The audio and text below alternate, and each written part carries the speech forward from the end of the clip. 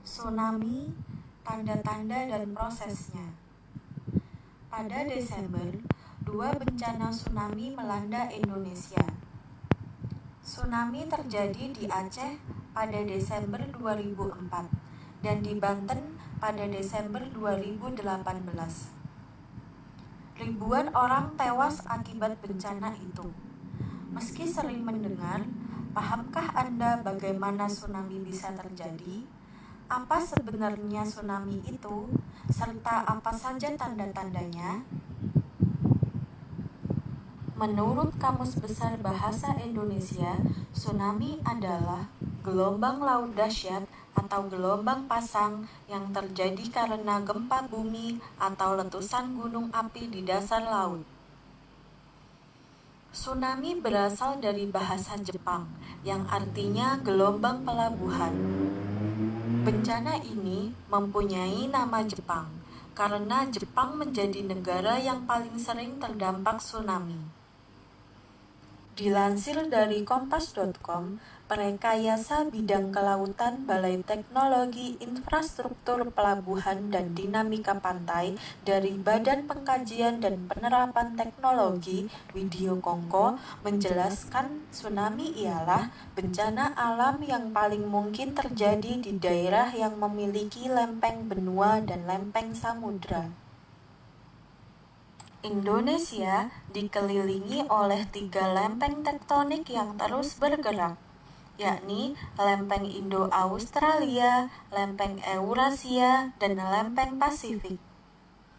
Lempeng Indo-Australia bergerak relatif ke arah utara dan menyusup ke dalam lempeng Eurasia. Sementara lempeng Pasifik bergerak relatif ke arah barat. Jalur pertemuan lempeng berada di laut, sehingga apabila terjadi gempa bumi besar dengan kedalaman dangkal, tsunami berpotensi terjadi. Ketiga lempeng tersebut saling bergerak dan tidak pernah berhenti selama bumi berputar. Tsunami biasanya didahului dengan gempa bumi besar dan menyusutnya air laut. Ada jarak waktu antara terjadinya gempa bumi hingga gelombang besar tiba di pantai. Di Indonesia, tsunami terjadi dalam waktu kurang dari 40 menit setelah gempa bumi besar di bawah laut. Hewan liar biasanya mulai berperilaku aneh. Ini terjadi di Sri Lanka dan Thailand. Sebelum tsunami meluluh lantakkan daratan, gajah-gajah berlari ke daerah yang lebih tinggi. Di India dan Sumatera, burung mulai terbang ke tempat yang lebih tinggi dan menjauh dari daerah pantai. Menurut ilmuwan, para hewan berperilaku aneh karena mereka takut dengan getaran mikro yang dihasilkan oleh tsunami. Karena itu, mereka berlari menjauhi arah datangnya getaran itu. Di era modern, ada tsunami buoy atau alat yang bisa mengirim peringatan jika terjadi gelombang tidak biasa di lautan. Sebab tsunami yang bermula dari tengah lautan tak terlihat dari pantai.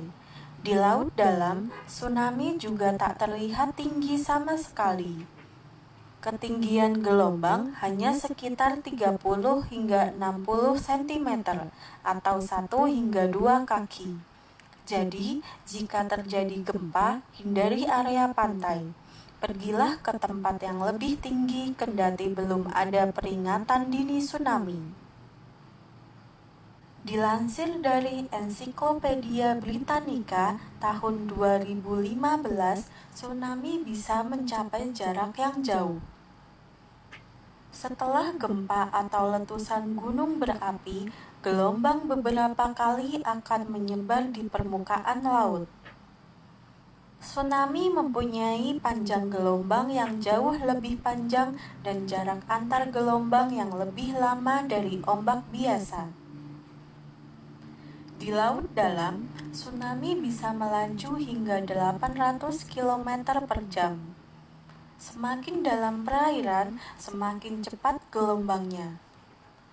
Dengan kedalaman laut yang mencapai 4.000 meter, tsunami bisa bergerak lebih dari 640 km per jam. Gelombang tsunami juga lebar, sekitar 100 hingga 200 km. Luas tsunami juga berpengaruh terhadap kerusakan yang ditimbulkan. Seiring dengan makin jauhnya gelombang, energinya semakin berkurang. Namun, hilangnya energi ini tidak sebanding dengan lebarnya. Semakin lebar gelombang, semakin sedikit energi yang berkurang, sehingga ketika sampai di pantai, tsunami masih sangat kuat.